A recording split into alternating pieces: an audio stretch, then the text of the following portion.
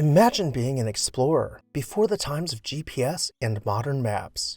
As you ventured into the exotic unknown, what kind of treasures would you bring home with you? Hi everyone, Ken here. Welcome to this house. Today we are uncovering the Manhattan mansion of explorer John Kane. Make sure to hit the subscribe button so you never miss an exciting episode of This House. In 1850, John Kane was born into an incredibly wealthy and influential family in Newport, Rhode Island.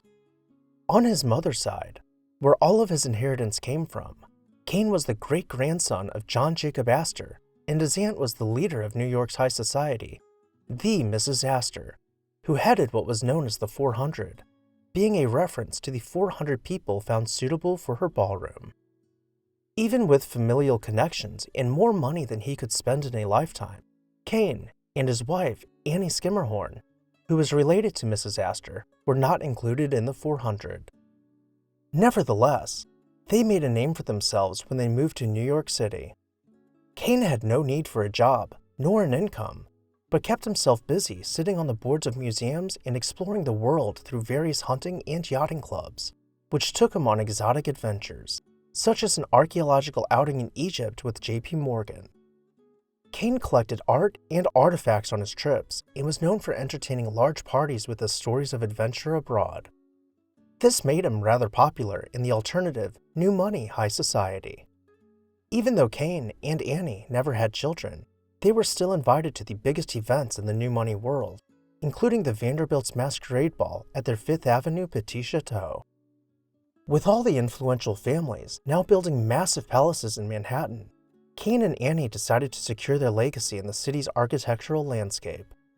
They hired prominent Gilded Age architects, McKim, Mead, and White, to design for them a stately, but simple, limestone palace. Construction of the Italian Renaissance Revival-style mansion started in 1904 and was finished after 5 long years of meticulous craftsmanship as every detail of the house was perfected. When it was completed, the limestone palace stood proudly at the corner of 49th and 5th Avenue. Walking inside from the street level, you would arrive in the entrance hall, where each door surround gracefully transformed into archways, creating a complex groin vault above. Directly facing the front door, a roaring fire welcomed guests on a cold winter's day. To either side were reception rooms, one for gentlemen, which was decorated in dark colors.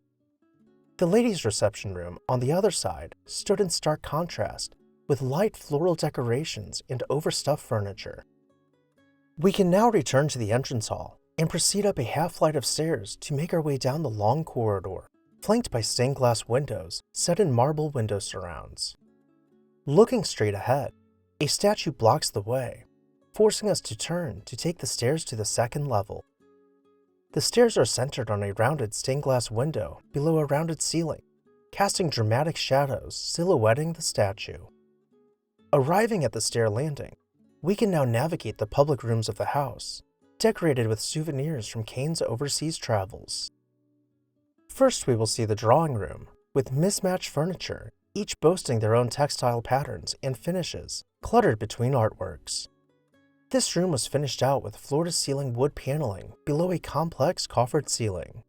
Making our way through the double doors, we will enter the dining room, carrying the same decorative theme, creating a cohesive visual experience.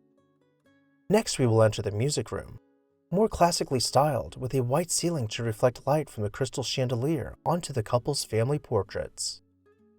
From here, we can peek into the butler's pantry, which opens up to the kitchen down below.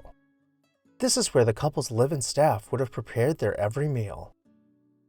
Being the unconventional couple that they were, Kane and Annie shared a bedroom, which was rare for wealthy couples at the time. However, they did not share a mattress. Instead, their 2 beds were spaced less than a foot apart below the canopy of a freestanding 4-poster bed frame. Off the bedroom was their sitting room, continuing with the same wallpaper framed by pilasters above carpeted floors. They enjoyed their palace for just 4 years, until Kane passed away from a bout of pneumonia. Annie lived on in the house, even surviving a fire in 1921, which destroyed nearly half of it. In her later years, without having any proper heirs, she attempted to give away her fortune to various charities and arts foundations. But when she passed away in 1926, she still had about $4 million, the modern-day equivalent of nearly $70 million to her name, which was divided up and donated on her behalf to medical programs and universities, with a quarter of it going to Columbia University. Their house in Manhattan, as well as their summer cottage in Bar Harbor, Maine, were left to nieces and nephews who sold them off. As Manhattan continued to grow, Kane's limestone palace was torn down and replaced with an office building. Thankfully, we can look back in time through photos, before the age of skyscrapers, to see what life was like during Manhattan's Gilded Age.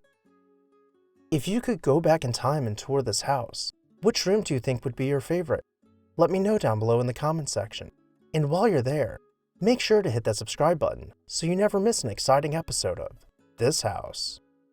I would also like to take a moment to say a very special thank you to our This House supporters whose names you can see on screen right now. If you would like to see your name on the screen and contribute in part to the production of these videos, join our membership program today. I'll see you next time on This House.